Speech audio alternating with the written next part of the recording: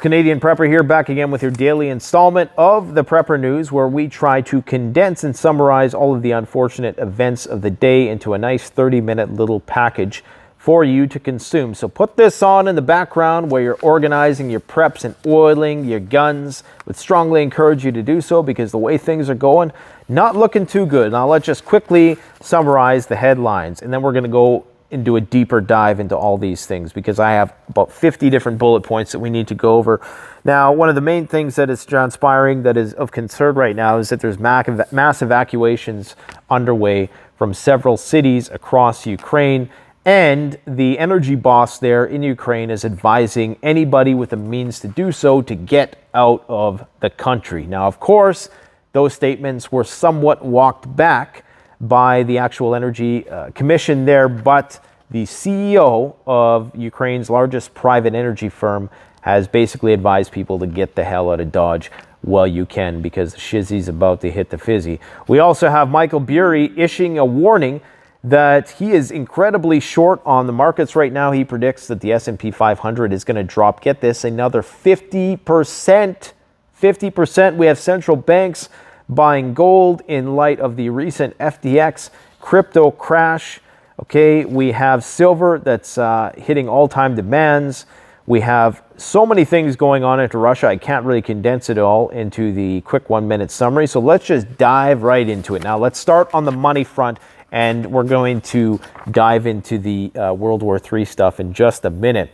But Michael Burry has predicted that the S&P will be down by half. Now, if you don't know who this guy is, he's considered like an economic oracle of sorts. He's made some fairly accurate predictions. Most of his predictions come true.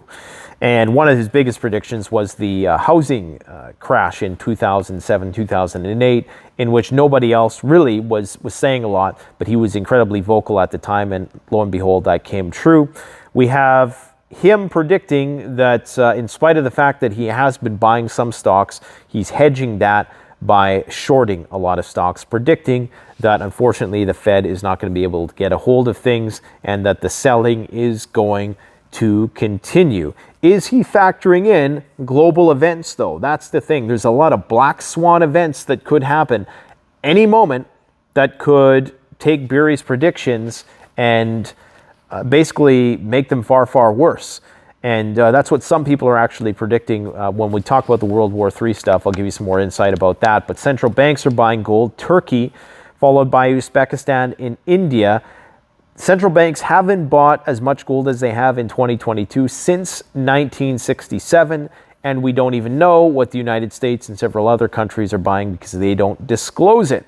Okay, so the demand for gold is up nearly 28%. Of course, we have the FTX-induced crypto crash, which FTX is really a microcosm for the global fiat bubble, because all FTX did, I mean, they did a lot, but one of the things they did is they started lending and doing business on the basis of a fake token, or a token which really had no value. Okay, so they had this token that they were using as collateral, but there was no money there. Okay, it wasn't that they had actual currency. It was just a token they created, very similar to the emperor has no clothes type situation that we have with fiat currency and the petrodollar.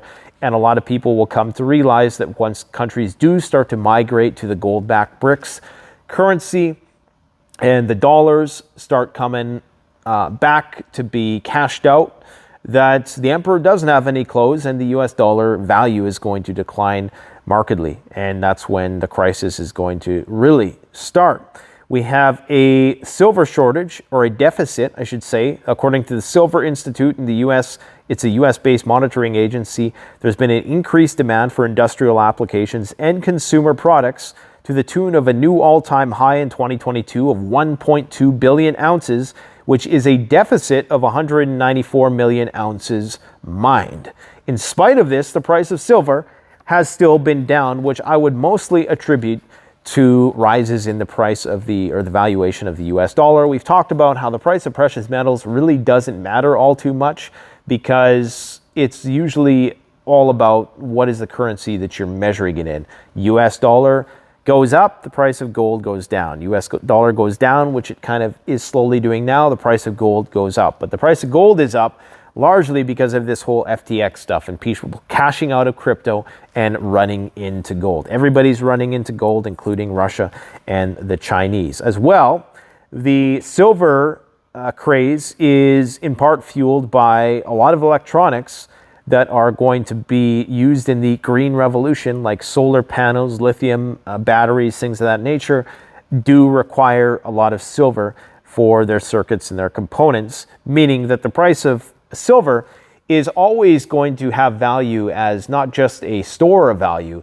but as an actual real commodity that consumers are going to need. So that's the great thing about silver, is that it's actually consumed and it's not just tucked away. And, you know, by some people might say, well, gold, while it is used for industrial applications, not as much, and thus it's ultimately deflationary because you're creating more of it.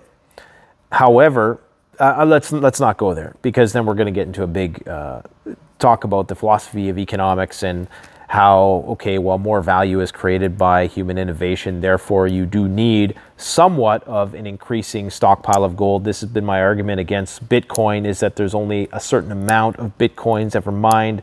Thus, the people who buy in initially continuously get more and more wealthy as the value of it rises. Anyways, let's just not. Okay, let's just talk about the World War III stuff, the stuff that 90% of you are probably here to talk about. So, as previously indicated, the Ukraine energy company DTEK has suggested, the CEO of that company has suggested that anybody with the means to do so should evacuate to Europe for at least 3 to 4 months, because the Ukraine critical infrastructure has been severely impacted by the Russian strikes to the tune of nearly 50% that are now in the dark, essentially. And you have the cities of Kherson and Mykolaiv, which are also being evacuated, voluntarily evacuated. But of course, that's, you always precede a mandatory evacuation with a voluntary one, just to kind of make it so that it's not as chaotic. And those are near and across the river. And that could be for military purposes, the fact that the Russians are continuously shelling those regions. But it could also be due to the fact that there simply is not electricity to supply to these regions with half the grid destroyed. So that means that Europe must brace for a major swell of refugees from Ukraine this winter. And of course, their grid is already strained by the lack of cheap Russian natural gas. So expect inflation rates to continue to increase there. I also want to mention, many people might be aware of the fact that the Russians have a lot of tactical nukes. And I was just thinking about this the other day, so this is just a thought in passing. But the Russians have 2,000 tactical nukes, known tactical nukes. This is known open source intel to the United States. There's estimates that they have up to 5,000. Now, a lot of people are under the misguided belief that the use of one tactical nuclear weapon would immediately elicit a strategic response from the United States. Now, many people, however, who are in the know, understand that even if the Russians were to use tactical nuclear weapons in Ukraine, it's likely that the U.S. response would not be nuclear. However, David Petraeus has said that, and he's not, the current in the current administration at all, but he's just, a former military general, 3-star general, whatever he was. He has said that the United States would have a conventional response to a tactical nuke, and that it would be a decapitation strike for Russia. It would be, we would destroy the Russian military, he basically said. Now, why would the Russians have 2,000 tactical nukes, if using just one would lead to all-out nuclear war? The fact that they have so many of these things is almost proof that they intend for there to be some limited nuclear war that is fought. Otherwise, they would have their they would only have maybe a handful of tactical nukes and thousands of strategic nukes, which they do have. Strategics are the big ones, okay? The ones that are targeting US, France, UK's nuclear forces and anywhere else that nuclear weapons, any of the other surrounding European countries right now where US nuclear weapons or delivery systems are stationed. So, just by virtue of the fact that they have 2,000 of these tactical nukes, it's likely that they're expecting a point in time when the use of low-yield tactical nukes is normalized on the battlefield, or it's considered acceptable in some purposes. Now, it may just be that they haven't found a situation where it's going to be that useful right now, because the Ukrainian forces are so distributed across these trench lines, and there really is no concentration of force which would warrant the use of one of these weapons in an attempt to target the military. And of course, they're not going to target a civilian city, but there still is concern that they will use some sort of electromagnetic pulse weapon, because that will minimize civilian casualties but completely destroy the grid. They're probably going to do something like this when they do go for some of these major cities. I mean, the plan is, according to Dmitry Medvedev, who recently threatened just today to take Kiev, to take the capital. He's the former president and one of the most outspoken when it comes to telling you what the Kremlin really thinks. And he basically referred to, in very colorful language, Kiev as an insectarium for cockroaches, he said, that are planning on retaking Crimea. And as a result, that they plan then on taking Kiev. So ultimately, the plan is to take the entire country, at least up, beyond the river. Not just to the river, but beyond the river. Ultimately, that is the end goal of the Kremlin, it would appear, if we're taking Medvedev on his word. Now, Putin could never say this, but Medvedev can. This is the guy who's talking about the 4 horsemen of the apocalypse and how, we're going to nuke the hell out of Ukraine if they take back Crimea and all this stuff. So, not somebody to be underestimated. Still very high up in the Russian government and still very active, and not some outsider, not some nobody, somebody who is in the know of what's going on. So that's something to keep in mind. Another point of escalation is that 70 billion in Russian assets have been frozen by Europe. I'm presuming that the intent there is to pay for reparations to Ukraine or the countries that are taking in Ukrainian refugees. That's likely how that conversation is going to go. We have calls for a no-fly zone or air shield in the works by Polish military chief, in spite of the fact that it's now been, for the most part, unofficially accepted that it was a S-300 missile that came from Ukraine, which was attempting to intercept a Russian missile. They're continuing with this notion that they need an air shield to protect supply lines that run from Poland to Ukraine, or just protect the Polish border themselves, because, of course, their military failed to intercept this S-300 missile. They're using that as a justification and grounds for the fact that, hey, we need more air defense, potentially air coverage of part of Ukraine, which, of course, would lead to all-out nuclear conflict. Now, I will say, a lot of people are still, harping on Zelensky about this whole insistence that this was a Russian-made weapon and that it was a Russian missile that hit Poland. And I talked yesterday or a couple days ago about how, sometimes the right hand doesn't know what the left's doing. Maybe they want to keep Zelensky in the dark. Maybe there's rogue elements within his government that have their own agenda. Some people say that there's hardline nationalists that basically have a gun to Zelensky's head, and then he's got to deal with, the West and the Russians on the other side. So I'm not saying the guy has an easy job. It's very easy to dogpile on a leader when it becomes trendy to do so, but we always try to take a step back when the consensus or the majority starts to shift, which it appears the narrative has certainly started to shift, with the United States trying to wash their hands of this, or at least preparing themselves a way out. But I will say that the New York Times came out with a story today where they tried to explain why the Russians have a seemingly endless supply of missiles. They gave several reasons. One of the reasons was that they're getting these missiles from Korea and Iran, which both of those countries deny. Another reason is that due to the sanctions that have been imposed on the country over the years, they now are entirely self-sufficient in their armament production. That's probably what I would say is the most rational explanation.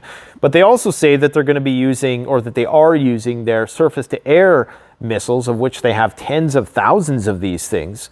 Okay, they're using these surface-to-air missiles from their old S-300s, S-400s for surface-to-surface. So you can actually use the surface-to-air to target ground targets. And they're saying that they're starting to use those. Now, if you think about it, if an S-300 missile fell on some Polish grain washing silo or whatever it was, then, you know, it's foreseeable then that those two stories kind of line up, right? That maybe it was fired through Belarus and it was, you know, for whatever reason. Why would we be targeting that though? Okay, you know, obviously, you know, 99% of me is saying, come on. I mean, it just doesn't look like this is at all likely that Russia would have done this. However, some people might suspect, and this is like, you know, just one other theory. This is just a theory. I don't believe this. Just giving you all the possible angles.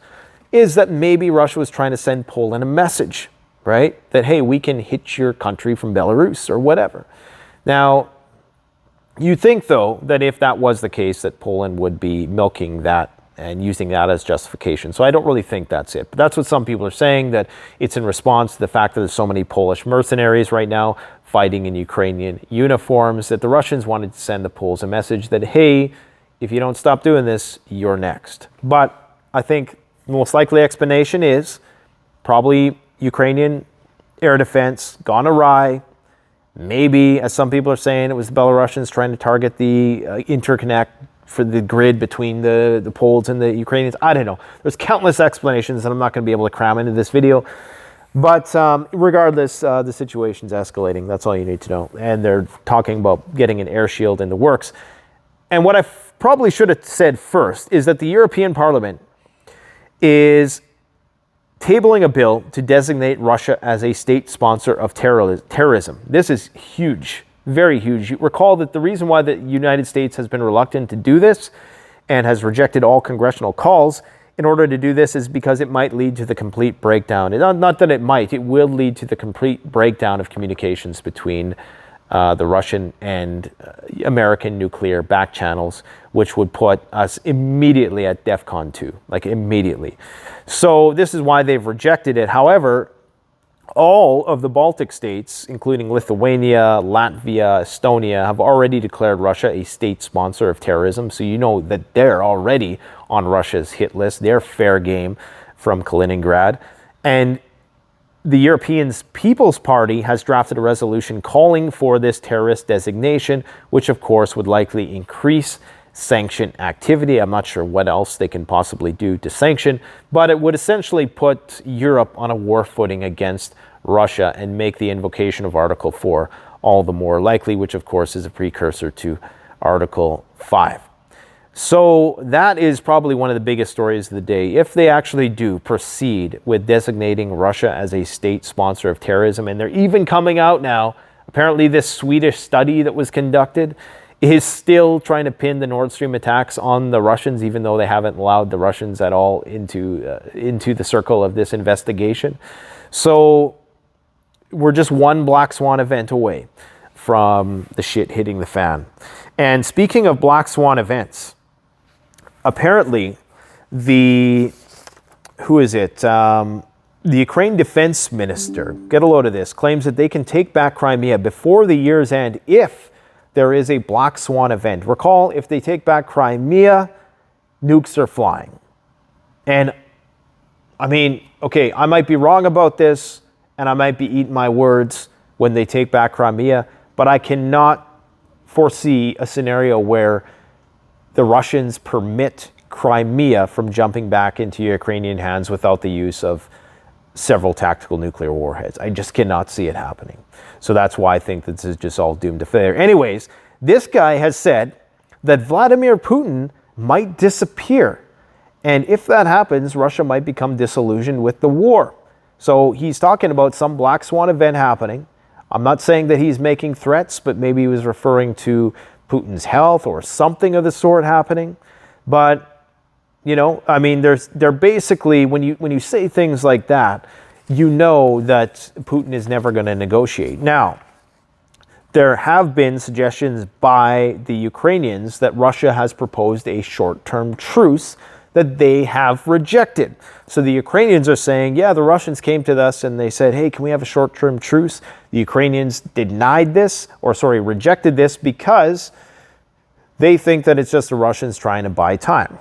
I would assume so. I think both sides are just trying to buy time in order to get some respite and replenish their weapon stocks and get ready for the big push this winter. So they've rejected this call for an immediate truce. And however, it should be noted that there's no proof that the Kremlin actually made this proposition to them at all. So just another point of escalation there. We have the fact that 30% of Ukraine is mined. We have all those citizens that are retreating from Kherson and Mykolaiv. Why Mykolaiv? It's pretty far away from the Kherson front, especially now that there is this situation where they've been forced back over the river. Is this something to do with the Zaporizhzhia nuclear power plant, which is now going to be in the hot zone because the Ukrainians are now going to start stabbing southward and trying to take back the nuclear power plant around the river bend, and that could potentially lead to a major nuclear incident. That might be what puts the brakes on the war ultimately, is that if that power plant gets compromised and there's a radiological incident, that's when people start to panic worldwide if that happens. We have Poland banning Russian Foreign Minister Sergei Lavrov from attending the Security and Cooperation Conference next month. Once again, just another nail in the coffin for peace talks arising out of this whole situation. You have the Halifax International Security Forum taking place over the weekend, in which I'm not sure it's the Doomsday plane or Air Force one of those jets was spotted there in Halifax, and had a lot of global defense leaders talking about how they can continuously support Ukraine to the bitter end. And that was basically Lloyd Austin's conclusive statement that we're going to support Ukraine to the bitter end. Rishi Sunak, the UK Prime Minister, also committed, pledged to support Ukraine until the bitter end. And I'm not sure if you guys seen the conference between Sunak and Zelensky, but it was like something out of ESPN. I mean, they're using all these unnecessary pans and camera angles. You know how they have the fancy cameras that go over the football field now and zoom in and swirl around the play. It was like that. It was ridiculous. It's like they're trying to discredit themselves and make it look even more inauthentic. But I guess a lot of people are still falling for it. There's suckers born every minute. There was a fire in a Leningrad gas pipeline, and this is not a coincidence. There's been way too many explosions in Russia this year to be an experience. I mean, if this was normal, then Russia would have no gas infrastructure if there were all these fires every single year at these pipelines. And these are big. I mean, these are big events where people are dying. This is likely cyber attack or some sort of sabotage that is taking place. There's definitely a war happening in the shadows. And speaking of which, this next story, most people have no idea. And I didn't until I read the article today. Apparently, there's a Russian chaser satellite that's been following a U.S. military surveillance satellite since August. They're saying this could be an assassin satellite. In 2020, a Russian satellite shot a projectile near a U.S. satellite as a threat. Okay, they didn't actually shoot the satellite, but it's almost like they just shot it to show the United States that, hey, we can shoot down your satellites with our satellites that actually have weapon systems mounted on them. And recall exactly this time last year, in fact, they shot down one of their own satellites with one of their missile systems from ground, showing the United States that, space war is potentially imminent and that we have the means to take out your information, take out the systems that you're going to utilize in order to guide and direct your strategic nuclear forces. And that's one of the biggest fears with all-out nuclear conflict, most people don't realize, is that it's the ability to get the message to the nuclear submarines that is most important. That is not something which is God-given. Okay, there's many things that have to be in place. There's many safeguards in place to ensure that, if one of those means of getting the message is compromised, that there's alternatives. But that's one of the biggest sort of weaknesses in the chain. And this is what a big part of the strategic forces of both the Russians and the U.S. is trying to. It's a part of it, right? If you can sever the communication to prevent a retaliatory strike or prevent a first strike even, or secondary, tertiary strikes, then, you can drastically increase the odds of winning a nuclear war. And every time I say winning a nuclear war, people who have never watched any of our videos on the topic before, continue writing that comment that nuclear wars can't be won. Unfortunately, yes, they can. And that is the problem. And we've talked about this ad nauseum at this point. And I will say, reiterate once again, there's a reason why Russia has 2,000 tactical nuclear weapons and not just 20. It's because they plan on using a lot at some point in time. Now, moving over to Asia, we have the gold-backed currency in BRICS taking shape. We have Russia and China trade hitting 180 billion, which is a new record. We have USA redeploying a bomber over Korea, and redeploying a nuclear bomber over Korea, I should say. And you should also know that North Korea is now an intercontinental nuclear superpower. Talked about this a couple of days ago.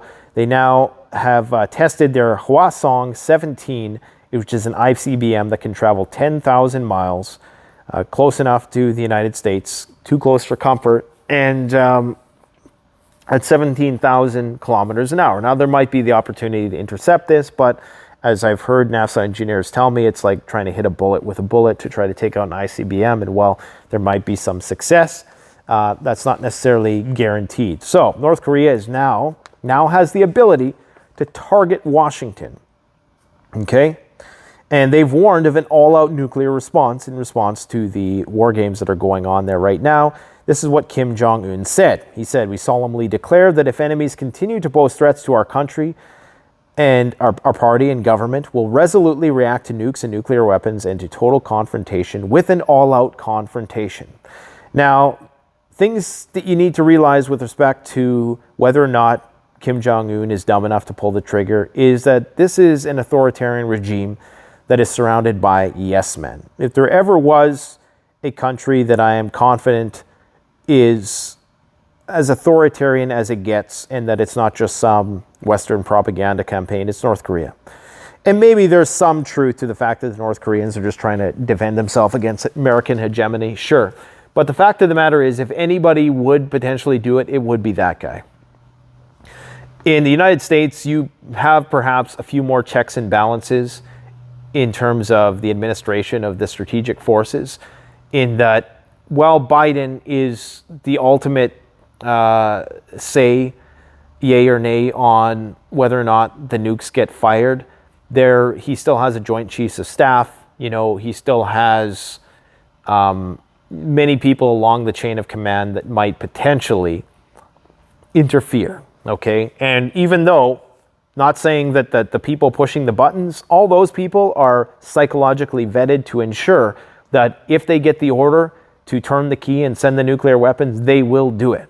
And they make sure, we talked to Peter Pryor about this, they're tested every once in a while. And if you're having a bad day, if you just got divorced, anything that might impact your ability to push the nuclear button, they will push it. And they don't even know if it's real world or exercise half the time. So don't kid yourself into thinking that some good Samaritan is going to, sabotage the pushing of the nuclear button. That's not going to happen. But what I'm saying is that if anybody is going to push the button in an impulsive sort of way, it might be the North Koreans. But, I guess hopefully that doesn't happen, but I guess we'll see.